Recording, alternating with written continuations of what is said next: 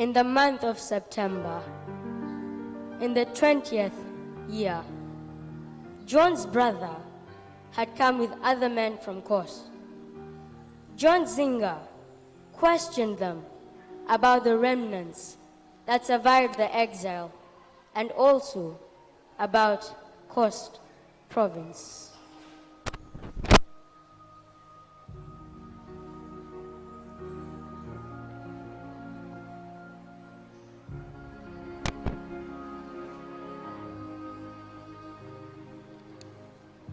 Those who survived the exile are back in the country with trouble and disgrace. The walls have been broken down and burned down with fire. The crossing of Mama Gina Drive and Fire Bridge and its lukewarmness of believers have left the Coast province in ruins.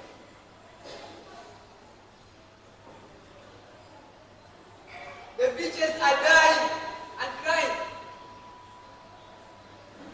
The fishes are weeping. Even the ferry from Likoni is making a mournful sound.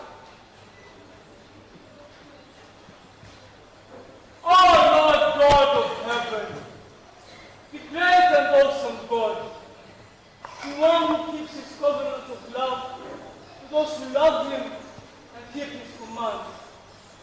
Let your ear be attentive, your eyes open to hear the prayer your servant is making day and night for your servants, the people of Kenya.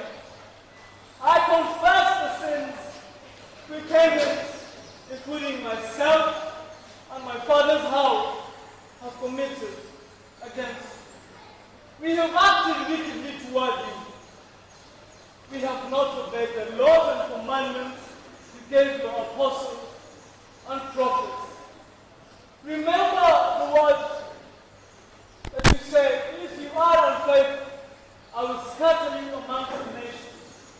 But if you return to me and obey my laws and commandments, even if your exiled people are in the farthest horizon, you will gather them and bring them to the place that you have called with a dwelling name.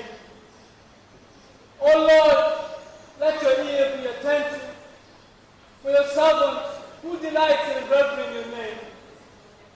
Give your servant success today by granting him favor in the presence of the President. Amen.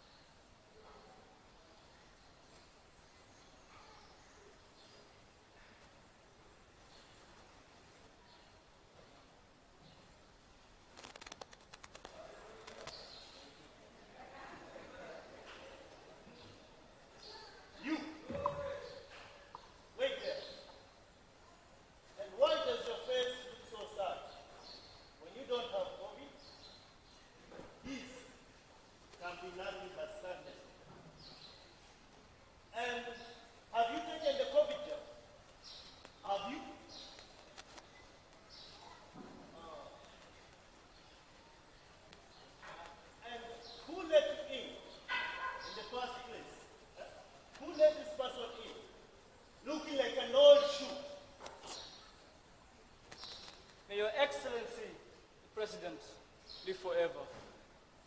In all humility, allow me to ask, why should my face not look sad? The place where my fathers are buried lies in ruins, and its gates have been burnt down by fire. Father, ruins? And what is it that you want?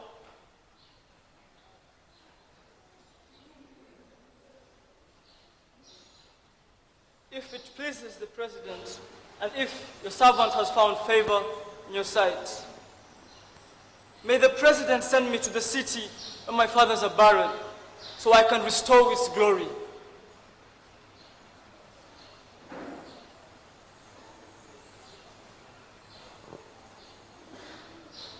And how long will the journey take?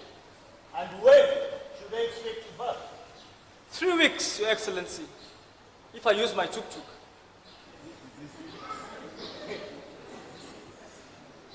If it pleases the President, please send me the letters from the coast governors so that they may provide me safe conduct until I arrive in Mombasa. And please give me the letters from the Forestry Department so that they may give me timber from the Arabuku Sokoke forest so that I may rebuild the gates of the citadel.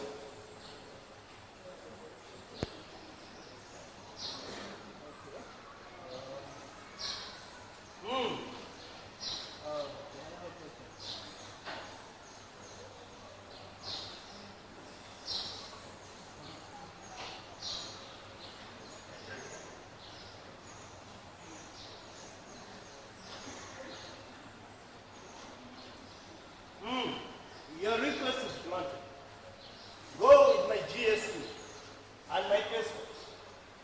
Go and build the city. But do not forget to put on your mask and sanitize at all times. Go in my name, Mr. John Zimmer, and do not come back with that long face.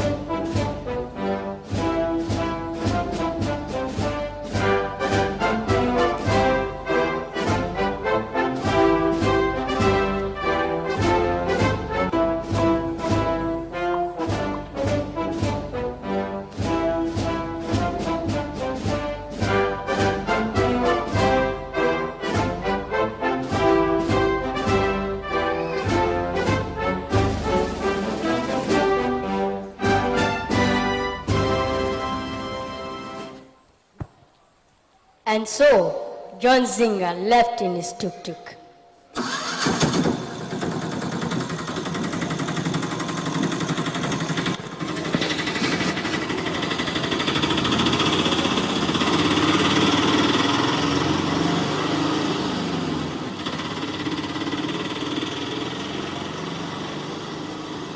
He journeyed until he reached Mombasa. After staying in Mombasa for 3 days, John Zinger set out during the night with his wife. He had told no one of what God had put in his heart to do for Mombasa.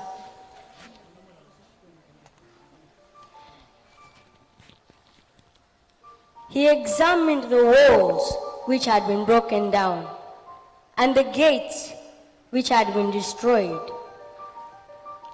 He then addressed the people, saying, Mombasa lies in ruins, and its gates have been destroyed by fire. Come, come, let us start rebuilding, and we will no longer be in disgrace. The gracious hand of God is upon me, and I have the blessings of our president.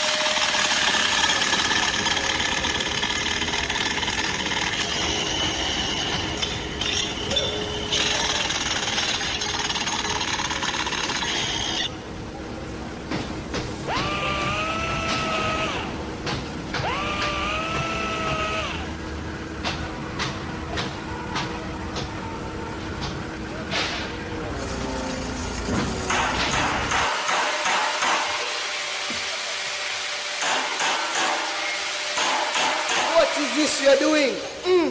Are you rebelling against the president? God of heaven, we his servants will continue rebuilding. But as for you, you have no share in God or any claim or historic life to it.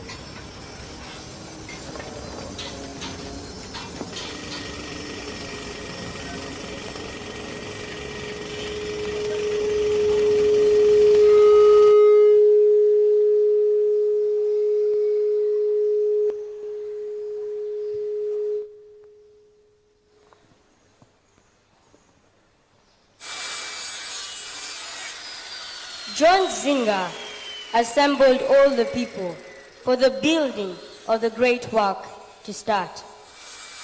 The Malindi Gate was repaired by the Abis, the Kilifi Gate by the Andais, the Kaingus repaired the Mtwapa Gate, the Mariakani Gate by the Marshalls, the Taveta Gate by the Cases. The Mwatate Gate was repaired by the Wadus. The Mkindani Gate was repaired by the Kimas. The Meritini Gate by the Mgalas. The Upe by the Moshas. The Likoni Gate by the Machokis. And the last of all, the Kivinjis repaired the Likoni beat.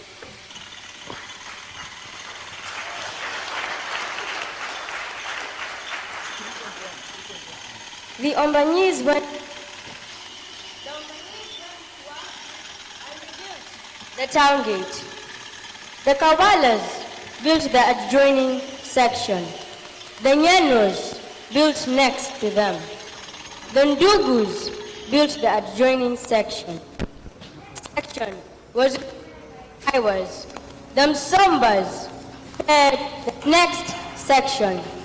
The next section to them was repaired by the Mshiris.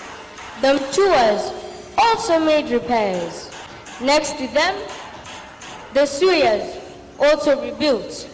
The Onyangos rebuilt the next section. The Kamaus also made repairs. The next section was repaired.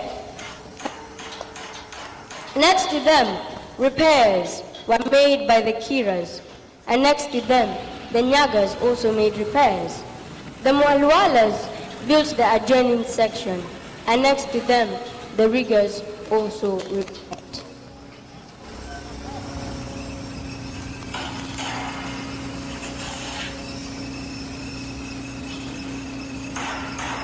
What are these people Christians doing? Will they restore the wall? Will they offer sacrifices? Will they finish in a day? Can they bring these stones back to life from the heaps of rubble, burned up there? Wataweza kweli? Hakuna.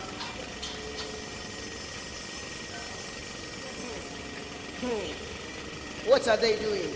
If even a dog climbed on it, it would break down the wall of stone. Hear us, O God, for we are being despised. Turn their insults back to their own heads. Give them over as plunder in the land of captivity. Do not cover up their guilt or blots of sin, for they have thrown insults in the face of the builders. Amen. So the wall was rebuilt till it reached half its height, for the people worked with all their hearts. But when Sanballat and Tobiah heard the repairs to coast walls had gone ahead and the gaps were being closed, they were very angry. They all plotted to come together and fight against the Christians and stir up trouble. But the Christians prayed to God and posted a guard day and night to meet this threat. John Zinga stationed some behind the lowest points of the wall and the exposed places, each with their swords, spears, and bows. Then he told them,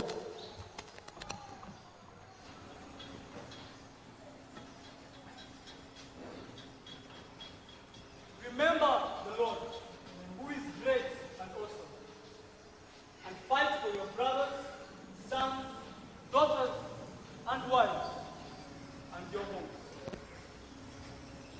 This is the word sent by God.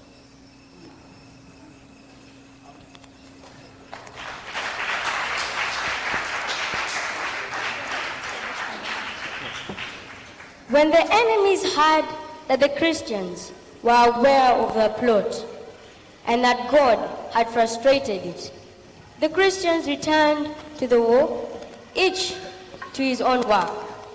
From that day on, half of John Zinga's men did the work, while the other half were equipped with spears, shields, bows, and armor. Those who carried materials did their work with one hand and held a weapon in the other hand. But the man who sounded the trumpet stayed with John Zinga.